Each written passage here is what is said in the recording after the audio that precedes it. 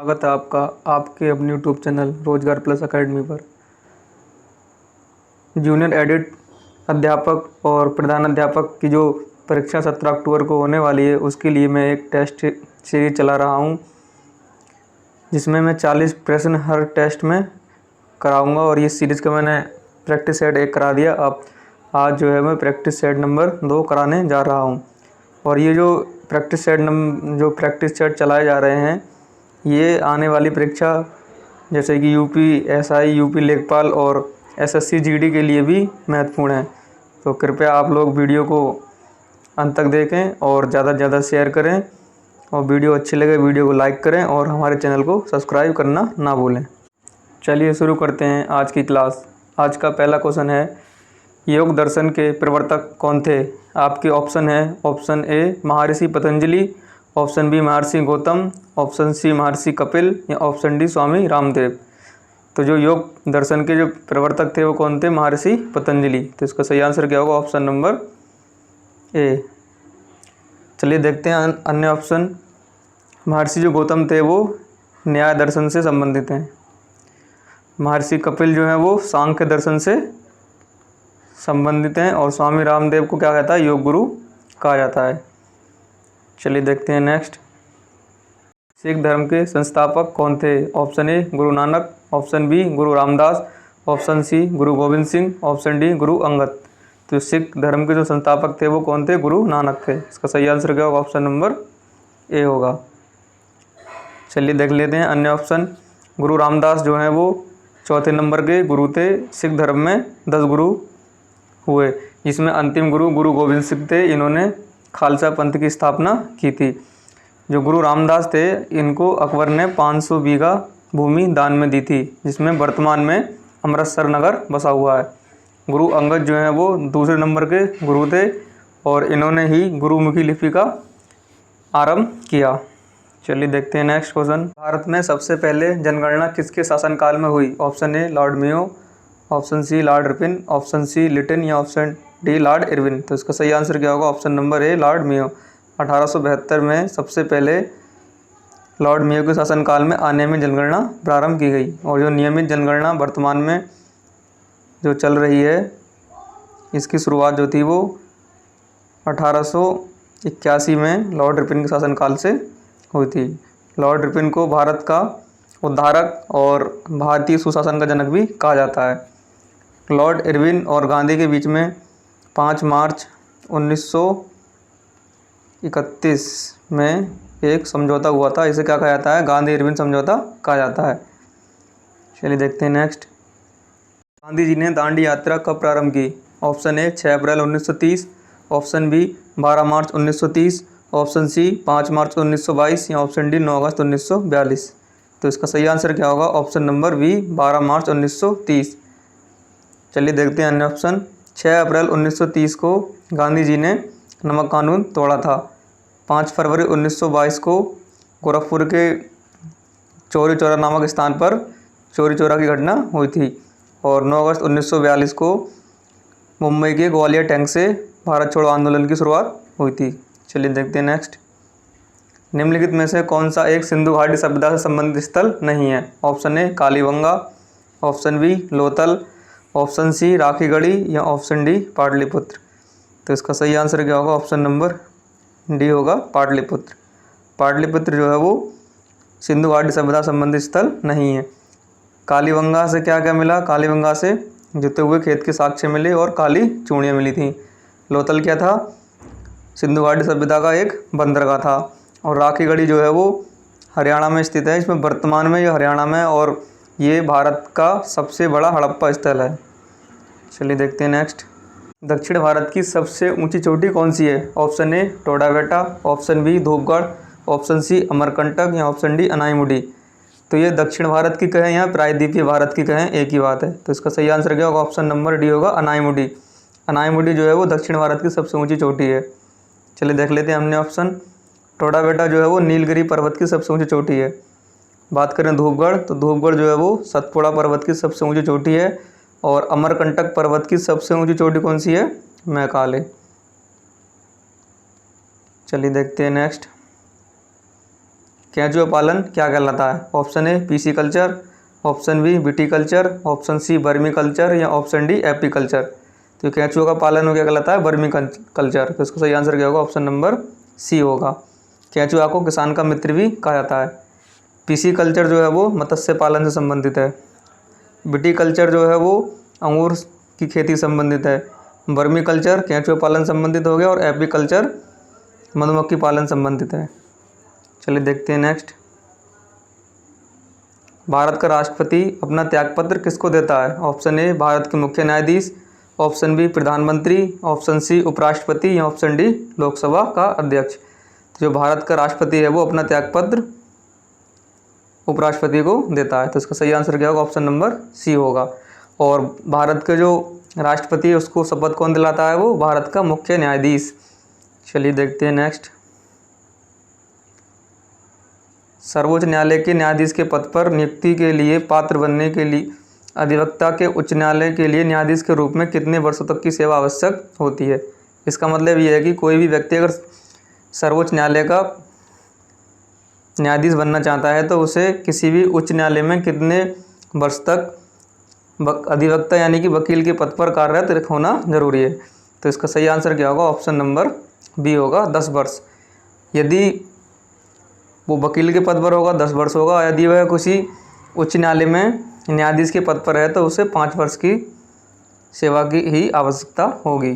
चलिए देखते हैं नेक्स्ट।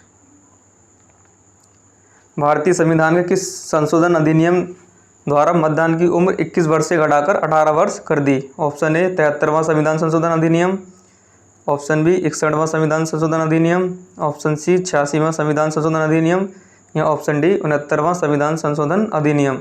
तो इसका सही आंसर क्या होगा? ऑप्शन नंबर बी होगा, 61वां संविधान संशोधन अधिनियम। 1988 में ये हुआ था। 88 और 89 में ये हुआ था, यानी 88 में आया और 89 में ये लागू हो गया था। और 86वां संविधान संशोधन किस संबंधित है? ये शिक्षा का अधिकार जो है मौलिक अधिकार बनाया गया है वो 86वां संविधान संशोधन अधिनियम 2002 में बनाया गया। 69वां संविधान संशोधन अधिनियम दिल्ली को राष्ट्रीय राजधानी क्षेत्र का दर्जा दिया गया। बात कर ले 73वां संविधान संशोधन अधिनियम किस संबंधित है? ये जो है वो पंचायती राज व्यवस्था संबंधित है और 74वां नगर पालिका से संबंधित है। चलिए देखते हैं नेक्स्ट। 1 रुपये के नोट पर किसके हस्ताक्षर होते हैं? ऑप्शन ए रिजर्व बैंक के गवर्नर के, ऑप्शन बी वित्त सचिव के, ऑप्शन सी वित्त मंत्री के या ऑप्शन डी प्रधानमंत्री के। तो इसका सही आंसर क्या होगा? ऑप्शन नंबर बी होगा, वित्त सचिव के। जो 1 रुपये का नोट होता है उस पर वित्त सचिव के हस्ताक्षर होते हैं। चलिए देखते हैं नेक्स्ट।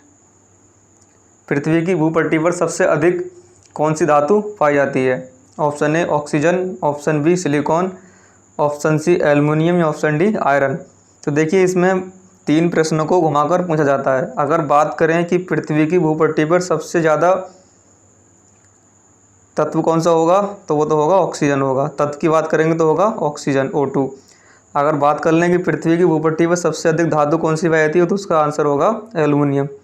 अगर प्रश्न को घुमाकर ऐसा पूछा जाए कि पृथ्वी की भूपट्टी पर सबसे ज़्यादा उपधातु कौन सी पाई जाती है तो होगा सिलिकॉन। तो इसमें तीनों प्रश्न को आसानी से याद रखें। अगर तत्व की बात की जाएगी तो ऑक्सीजन, धातु की बात की जाएगी तो एल्युमिनियम और उपधातु की बात की जाएगी तो सिलिकॉन। इसे अच्छे से याद रखें। चलिए देखते हैं नेक्स्ट। एराविकुलम राष्ट्रीय उद्यान किस राज्य में स्थित है? Option A Chhattisgarh, option B Kerala, option C Karnataka या ऑप्शन डी तमिलनाडु। तो इसका सही आंसर क्या होगा? Option number B Kerala. जो एराविकुलम राष्ट्रीय उद्यान है वो केरल राज्य में स्थित है। चलिए देखते हैं नेक्स्ट।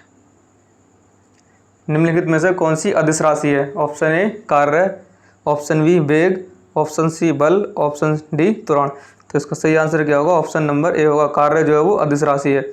बाकी वेग, बल, त्वरण ये सब क्या है? सदिश राशि है। चलिए देखते हैं नेक्स्ट। कृत्रिम वर्षा कराने के लिए किसका उपयोग किया जाता है? Option A silver bromide, option B silver iodide, option C विरंजक चूर्ण या ऑप्शन डी सिल्वर नाइट्रेट। तो इसका सही आंसर क्या होगा? ऑप्शन नंबर बी होगा, सिल्वर आयोडाइड यानी कि AgI। जो कृत्रिम वर्षा है वो किससे कराई जाती है? सिल्वर आयोडाइड से।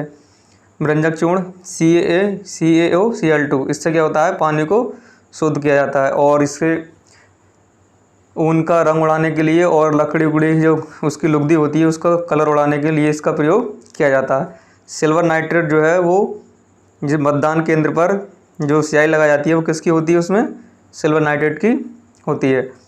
चलिए देखते हैं नेक्स्ट। निम्नलिखित में से कौन सा जल में घुलनशील विटामिन है?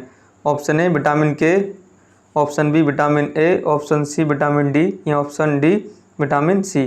तो इसका सही आंसर क्या होगा? ऑप्शन नंबर सी होगा, विटामिन डी। और उसका सही आंसर क्या होगा? ऑप्शन नंबर डी होगा, विटामिन सी। विटामिन सी है नींबू में पाया जाता है, यानी नींबू क्या है? जल में घुलनशील, यानी कि विटामिन सी और बी जल में घुलनशील है। बाकी जो है वो अन्य विटामिन के, ई, डी और ए किस में घुलनशील हैं? ये वसा में घुलनशील हैं। इसे किससे याद कर लेते हैं? जो वसा में घुलनशील विटामिन होते हैं उसे कीड़े से याद कर लेते हैं, कीड़ा। यानी कि विटामिन के, vitamin E, vitamin D, vitamin A किस में है? ये वसा में घुलनशील है। ये वसा में घुलनशील है। अन्य बचे कौन कौन से? विटामिन बी और सी, ये किस में है? जल में घुलनशील है। तो इसका सही आंसर क्या होगा? ऑप्शन नंबर डी होगा। चलिए देखते हैं नेक्स्ट। ब्रह्म समाज की स्थापना किसने की थी? Option A Raja Rammohan Roy, option B Swami Vivekananda, option C Swami Dayanand Saraswati या ऑप्शन डी ज्योतिबा फूले। तो जो ब्रह्म समाज की स्थापना थी वो राजा राममोहन राय ने 1828 ईस्वी में की थी। इसका सही आंसर क्या होगा? ऑप्शन नंबर ए होगा। चलिए देखते हैं अन्य ऑप्शन। स्वामी विवेकानंद ने किस समाज की स्थापना की थी? रामकृष्ण मिशन की स्थापना की थी। किस सन में? 1897 ईस्वी में। बात कर लें स्वामी दयानंद सरस्वती ने 1875 ईस्वी में मुंबई में आर्य समाज की स्थापना की थी और ज्योतिबा फूले ने सत्यशोधक समाज की स्थापना की थी। चलिए देखते हैं नेक्स्ट। निम्नलिखित में से कौन सी नदी यमुना की सहायक नदी नहीं है? Option A Ken, option B Betwa, option C Son या ऑप्शन डी चंबल। तो इसका सही आंसर क्या होगा? Option number C. सोन नदी जो है वो यमुना की सहायक नदी नहीं है। सोन नदी जो है वो गंगा की सहायक नदी है, जो कि अमरकंटक से निकलकर उत्तर दिशा में बहकर गंगा नदी से पटना में जाकर मिल जाती है। चलिए देखते हैं नेक्स्ट। भारतीय संविधान किस अनुच्छेद के तहत उपराष्ट्रपति का चुनाव होता है? ऑप्शन ए अनुच्छेद 54, ऑप्शन बी अनुच्छेद 55, ऑप्शन सी अनुच्छेद 63 या ऑप्शन डी अनुच्छेद 75। तो इसका सही आंसर क्या होगा? ऑप्शन नंबर सी होगा, अनुच्छेद नंबर 63। चलिए देखते हैं नेक्स्ट। नाबार्ड की स्थापना किस वर्ष हुई? Option A 1958, option B 1969, option C 1982 या ऑप्शन डी 1975। तो जो नाबार्ड की स्थापना हुई थी वो 12 जुलाई 1982 को शिवरमन समिति की सिफारिश पर हुई थी। तो इसका सही आंसर क्या होगा? ऑप्शन नंबर सी होगा। चलिए देखते हैं अन्य ऑप्शन। 1 जनवरी 1958 को DRDO की स्थापना होती है और 2 अक्टूबर 1969 को इसरो की स्थापना होती है, जो कि भारतीय अंतरिक्ष एजेंसी है। चलिए देखते हैं नेक्स्ट। भारत के केंद्रीय मंत्रिमंडल में अधिकतम कितने मंत्री हो सकते हैं? ऑप्शन ए लोकसभा की कुल संख्या का 20%, ऑप्शन बी लोकसभा की कुल संख्या का 10%, ऑप्शन सी लोकसभा की कुल संख्या का 5% या ऑप्शन डी लोकसभा की कुल संख्या का 15%। तो इसका सही आंसर क्या होगा? ऑप्शन नंबर डी होगा। और राज्य में क्या होता है? विधानसभा की कुल संख्या का 15% जो मंत्री होते हैं, जिसमें कि मुख्यमंत्री भी शामिल होता है। और राष्ट्रीय राजधानी क्षेत्र दिल्ली में कितने होते हैं? विधानसभा की कुल संख्या का 10%। दिल्ली क्या है? स्पेशल केस है, उसमें क्या होते हैं? मंत्री की संख्या कितनी होती है? सिर्फ 10% होती है विधानसभा की कुल संख्या का। और राज्यों में विधानसभा की कुल संख्या का 15%, जिसमें मंत्री भी का पद भी शामिल होता है। चलिए देखते हैं नेक्स्ट।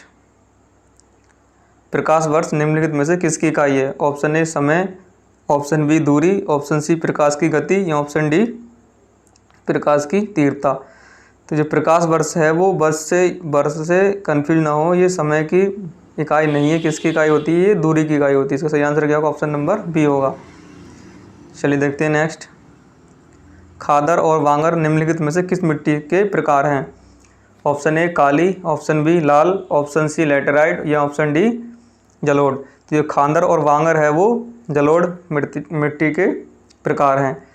जो खादर जो होती है वो नवीन जलोढ़ को कहा जाता है और वांगर पुरानी जलोढ़ मिट्टी को कहा जाता है।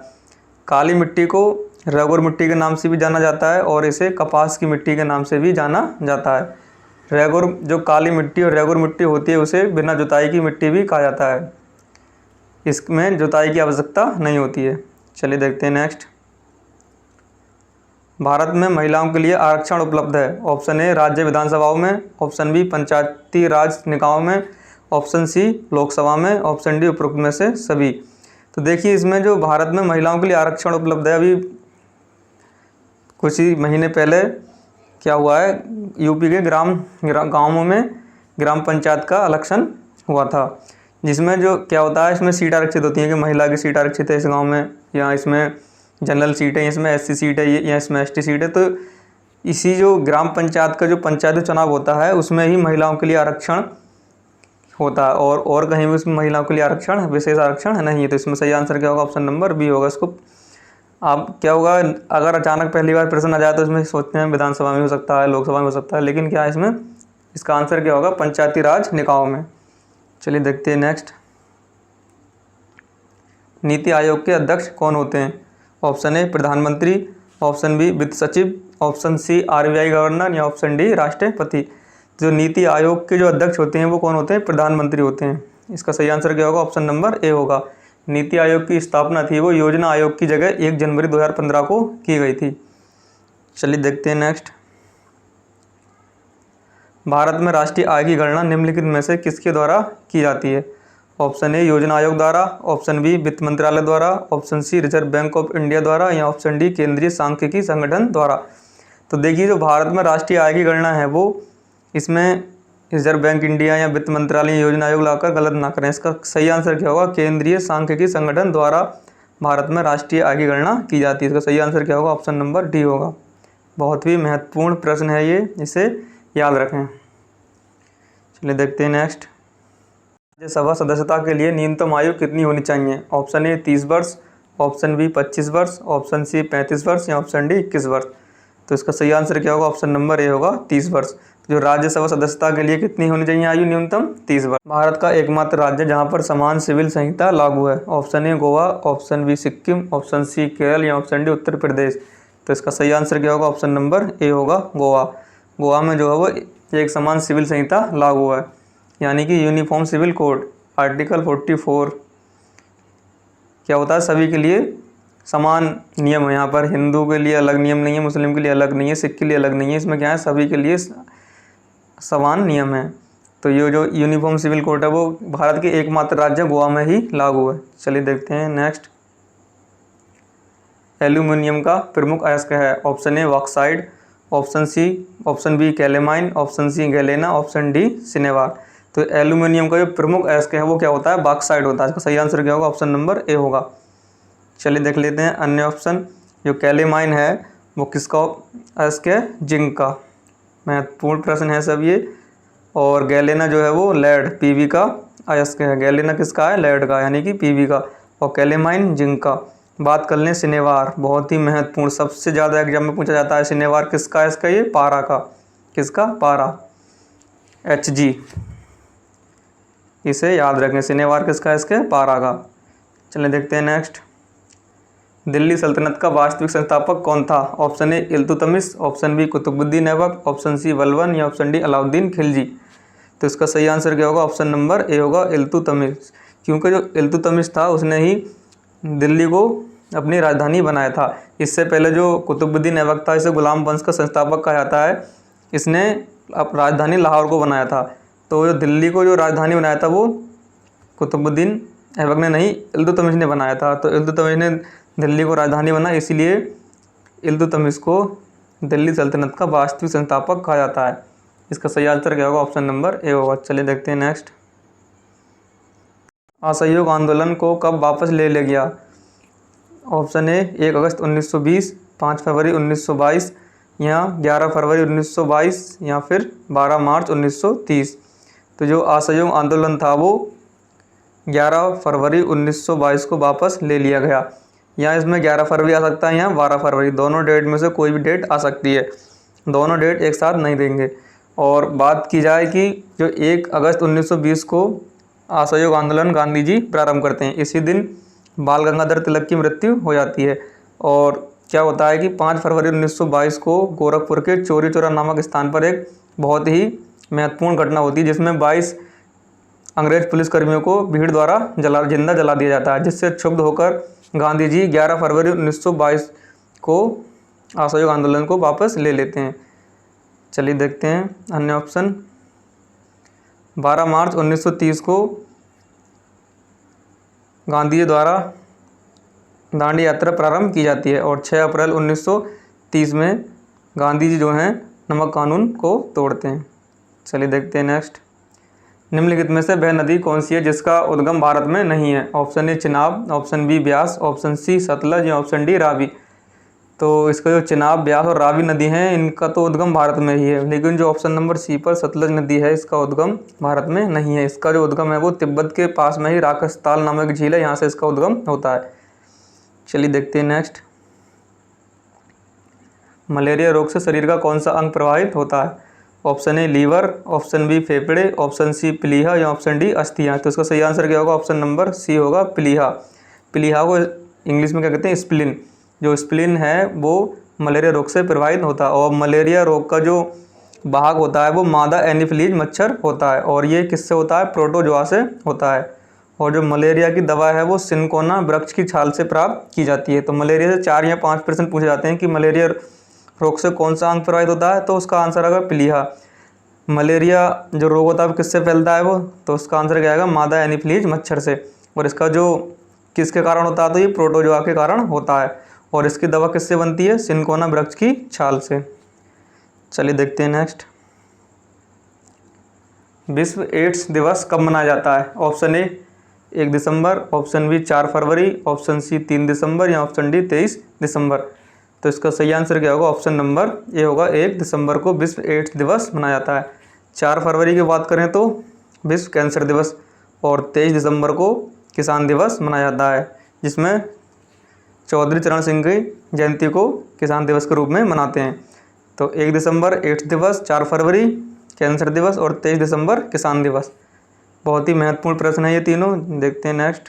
अब इसमें जैन तीर्थकर या अंतिम जैन तीर्थकर कौन थे? देखिए यहाँ पर थोड़ा सा प्रिंटिंग मिस्टेक हो गया है। यहाँ पर क्या होगा? 24 में जैन तीर्थकर या अंतिम जैन तीर्थकर कौन थे? देखिए तो जैन धर्म में सिर्फ 24 ही तीर्थकर हुए हैं और वही क्या यहाँ 24 में तीर्थकर पूछ लें या अंतिम तीर्थकर पूछ लें, एक ही बात है। उसका सही आंसर क्या होगा? महावीर स्वामी जी थे, वो 24वें नंबर के जैन तीर्थकर थे। बात करें कि जैन धर्म की जो स्थापना थी वो किसने की थी? वो ऋषभदेव ने की थी। और जैन धर्म के 23वें नंबर के जो तीर्थकर थे वो कौन थे? पार्श्वनाथ थे। और बात की जाए कि जैन धर्म के वास्तविक संस्थापक, तो फिर वास्तविक संस्थापक महावीर स्वामी आएंगे। इन्हीं के समय पर जो था जैन धर्म का ज़्यादा प्रचार प्रसार हुआ था, इसलिए जैन धर्म के जो वास्तविक संस्थापक थे वो महावीर स्वामी को कहा जाता है। चलिए देखते हैं नेक्स्ट। निम्नलिखित में से कौन सी नदी बंगाल की खाड़ी में गिरती है? Option A Narmada, option B Sabarmati, option C Luni, option D Krishna. तो जो बंगाल की खाड़ी में नदी गिरती है वो कौन सी नदी गिरती है? कृष्णा नदी। सही आंसर क्या होगा? ऑप्शन नंबर डी होगा। बाकी जो साबरमती और नर्मदा नदी हैं वो कहाँ गिरती हैं? अरब सागर में गिरती हैं, पश्चिम की दिशा में बहकर अरब सागर में गिरती हैं। और लूनी नदी जो है वो कच्छ के रण में क्या होती है? समाप्त हो जाती है। किसी भी ना बंगाल खाड़ी में गिरती है ना ही ये अरब सागर में गिरती है। एकमात्र ऐसी नदी है जो कि चलते चलते ही क्या होती है? समाप्त हो जाती है। चलिए देखते हैं नेक्स्ट। लखनऊ किस नदी किनारे स्थित है? Option A Ganga, option B Yamuna, option C Gomti या ऑप्शन डी सरयू। तो इसका सही आंसर क्या होगा? ऑप्शन नंबर सी होगा, गोमती। लखनऊ जो है गोमती नदी किनारे स्थित है। यमुना नदी किनारे जो है आगरा और दिल्ली स्थित हैं। सरयू नदी किनारे अयोध्या स्थित है। और बात करें गंगा के तो पटना, हरिद्वार और वाराणसी जो है वो गंगा नदी किनारे स्थित हैं। चलिए देखते हैं नेक्स्ट। निम्नलिखित में से कौन सी रबी की फसल है? ऑप्शन ए मक्का, ऑप्शन बी बाजरा, ऑप्शन सी चावल या ऑप्शन डी सरसों। तो इसका सही आंसर क्या होगा? ऑप्शन नंबर डी होगा, सरसों। सरसों और गेहूँ ये दोनों क्या मुख्य फसल हैं किसकी? ये रबी की फसल हैं। और मक्का, बाजरा, चावल इनके लिए अधिक पानी की आवश्यकता होती है, तो ये किससे संबंधित है? खरीफ की फसल से संबंधित है। चलिए देखते हैं नेक्स्ट। भारतीय संविधान का भाग 2 किससे संबंधित है? ऑप्शन ए मौलिक अधिकार, ऑप्शन बी राज्य के नीति निषेध तत्व, ऑप्शन सी मौलिक कर्तव्य या ऑप्शन डी नागरिकता। देखिए जो मौलिक अधिकार हैं वो भाग 3 में दे रखे हैं। इनका प्रावधान कहाँ से लिया गया है? अमेरिका के संविधान से। मौलिक अधिकार हैं हमारे जो है वो बहुत स्ट्रॉन्ग होते हैं, इसीलिए स्ट्रॉन्ग देश से लिए गए हैं। किससे? अमेरिका से। राज्य के नीति निर्देशक तत्व भाग 4 में अनुच्छेद कितने से कितने तक हैं? 36 से 51 तक। कहाँ से लिए गए हैं ये? आयरलैंड के संविधान से। बात करें मौलिक कर्तव्य भाग 4 का, कहाँ के संविधान से लिए गए हैं ये? मौलिक कर्तव्य कहाँ के संविधान से लिए गए हैं? रूस के संविधान से। और बात करें नागरिकता, तो नागरिकता जो है भारत में एकल नागरिकता का प्रावधान है, जो कि ब्रिटेन के संविधान से लिए गई हो। नागरिकता जो है भाग 2 में स्थित है। तो इसका सही आंसर तो क्या होगा? वो होगा ऑप्शन नंबर डी होगा। यानी पूछा गया है कि भाग 2 में किसका प्रावधान है? नागरिकता का, अनुच्छेद 5 से 11 तक। चलिए देखते हैं नेक्स्ट। आइंस्टीन को किसके लिए नोबेल पुरस्कार से सम्मानित किया गया था? ऑप्शन ए चुंबकत्व प्रभाव, ऑप्शन बी गुरुत्वाकर्षण सिद्धांत, ऑप्शन सी प्रकाश वैद्युत प्रभाव, या ऑप्शन डी सापेक्षता का सिद्धांत। तो इसका सही आंसर क्या होगा? ऑप्शन नंबर सी होगा। प्रकाश के वैद्युत प्रभाव के लिए आइंस्टीन को नोबेल पुरस्कार से सम्मानित किया गया था। इन्होंने बताया था कि प्रकाश जो है वो छोटे छोटे पैकेट्स के रूप में चलता है। इसी जो इनकी खोज थी बहुत ही महत्वपूर्ण थी। इससे ही जो है वो सोलर सिस्टम है जो इस पर कार्य करता है प्रकाश के वैद्युत प्रभाव से।